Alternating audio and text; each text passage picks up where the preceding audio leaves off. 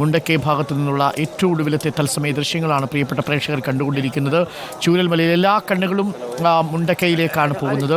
മുണ്ടക്കൈയിൽ യൂനുസിൻ്റെ വീടിൻ്റെ തൊട്ട് താഴെ 2 കടയുടെ ഭാഗത്തായിട്ടുള്ള തെരച്ചിലാണ് ഇനിയിപ്പോൾ നടക്കാൻ പോകുന്നത്. JCB രാത്രിയിൽ കൊണ്ടുവന്ന് പ്രവർത്തിപ്പിക്കുമോ അതല്ല മനുഷ്യാധ്വാനത്തിലൂടെ ആയിരിക്കുമോ ഈ തെരച്ചിൽ എന്നുള്ളതാണ് ഇനി നമ്മൾ കാത്തിരിക്കുന്നത്. മണിക്കൂറുകൾ ഒരു പക്ഷേ ഈ തെരച്ചിൽ നീണ്ടേക്കാം. പക്ഷേ ആ തെരച്ചിൽ മനുഷ്യൻ്റെ സാന്നിധ്യത്തിൻ്റെ സാധ്യത അല്പമെങ്കിലും ഉണ്ടെങ്കിൽ അത് തിരികെ പിടിക്കണം എന്നുള്ള നിർദ്ദേശത്തിൻ്റെ പുറത്താണ്, മുഖ്യമന്ത്രിയുടെ ഓഫീസിൻ്റെ നിർദ്ദേശത്തിൻ്റെ പുറത്താണ് ഇപ്പോൾ മുണ്ടകൈ ഭാഗത്തുള്ള നൈറ്റ് മിഷൻ ഓപ്പറേഷൻ നടക്കുന്നത്. ആർമിക്കൊപ്പം യുവജന സംഘടനകൾ, ഒപ്പം തന്നെ പോലീസിൻ്റെ സംഘം, ഫയർ ആൻഡ് റെസ്ക്യൂവിൻ്റെ സംഘം, NDRFിൻ്റെ സംഘവും ചേർന്നുള്ള സംയുക്തമായ തെരച്ചിലാണ്. ഗ്രൗണ്ട് പെനിട്രേറ്റിംഗ് റഡാറിൽ നീല സിഗ്നൽ കണ്ടെടുത്ത് ശ്വസിക്കുന്ന ഒരു ജീവിയുണ്ട് എന്നുള്ളതാണ് ഉദ്യോഗസ്ഥർ പറഞ്ഞത്. എന്നാൽ ആ ശ്വസിക്കുന്ന ജീവിക്ക് ചലനമില്ല എന്നുകൂടി പറയുന്നു. അതാണ് ഒരുപക്ഷെ അബോധാവസ്ഥയിലാവാം. അത് മനുഷ്യനാണോ മറ്റേതെങ്കിലും ജീവിയാണോ എന്ന് നമുക്കിനിയും ഉറപ്പിക്കാനായിട്ടില്ല. 1000-1 സാധ്യത മാത്രമുള്ള തെരച്ചിലിനു വേണ്ടി സർവ്വസന്നാഹവും എടുത്ത് കേരളം ഒരുങ്ങിത്തിരിക്കുന്ന കാഴ്ചയാണ് പ്രേക്ഷകർ കാണുന്നത്. ഒരു തരത്തിലും ഈ ദൗത്യം അവസാനിപ്പിക്കാൻ കഴിയില്ല. സ്വിച്ച് ഇട്ടതുപോലെ ഈ ദൗത്യം ഞങ്ങൾ അവസാനിപ്പിക്കില്ല എന്നതാണ് ഈ രക്ഷാദൗത്യം നൽകുന്ന ഒരു പ്രധാനപ്പെട്ട സൂചനയും.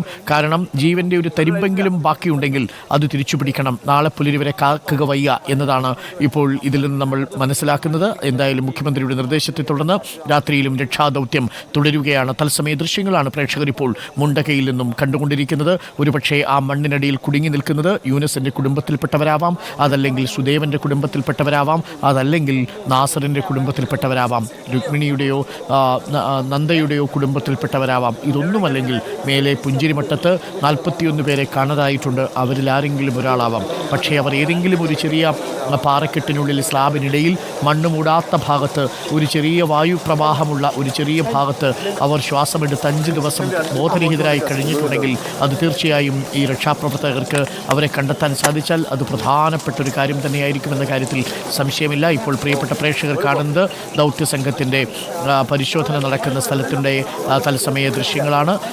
ഇപ്പോൾ ജനറേറ്റർ പ്രവർത്തിപ്പിക്കാൻ വേണ്ടി സന്നദ്ധ സംഘടനകൾ ശ്രമിക്കുന്നു. വളരെ കുറച്ച് വെളിച്ചം മാത്രമേ അവിടേക്ക് എത്തിച്ചേർന്നിട്ടുള്ളൂ. ചൂരൽമലയിൽ നിന്ന് കൂടുതൽ ഫ്ലഡ് ലൈറ്റുകളും ജനറേറ്റർ സംവിധാനങ്ങളും അവിടേക്ക് എത്തിച്ചേരേണ്ടതുണ്ട്. അത് അല്പസമയത്തിനുള്ളിൽ അത് വഹിച്ചുള്ള വാഹനം വരും. ഇപ്പോൾ NDRFിൻ്റെയും സന്നദ്ധ പ്രവർത്തകരും ചേർന്ന് ജനറേറ്റർ ഓണാക്കാനുള്ള ശ്രമം നടത്തുകയാണ്. ഏതെങ്കിലും തരത്തിൽ തെരച്ചിൽ നടക്കണമെങ്കിൽ കുറ്റാക്കുറ്റിരുട്ടിൽ വെളിച്ചം തെളിയേണ്ടതുണ്ട്. ഇപ്പോൾ പ്രേക്ഷകർ കാണുന്നത് ആ സിഗ്നലിന് വേണ്ടിയുള്ള നീല വെളിച്ചം. പ്രേക്ഷകർക്ക് കാണുന്നത് ആ സിഗ്നലിൻ്റെ സ്ക്രീനാണ്. അതിൽ തെളിയുന്ന നീല വെളിച്ചം ഏതെങ്കിലും ഒരു പ്രദേശത്ത് ജീവസാന്നിധ്യമുള്ള ശ്വസിക്കുന്ന ജീവവസ്തു ഉണ്ടോ എന്നുള്ളതിൻ്റെ പരിശോധനയാണ്.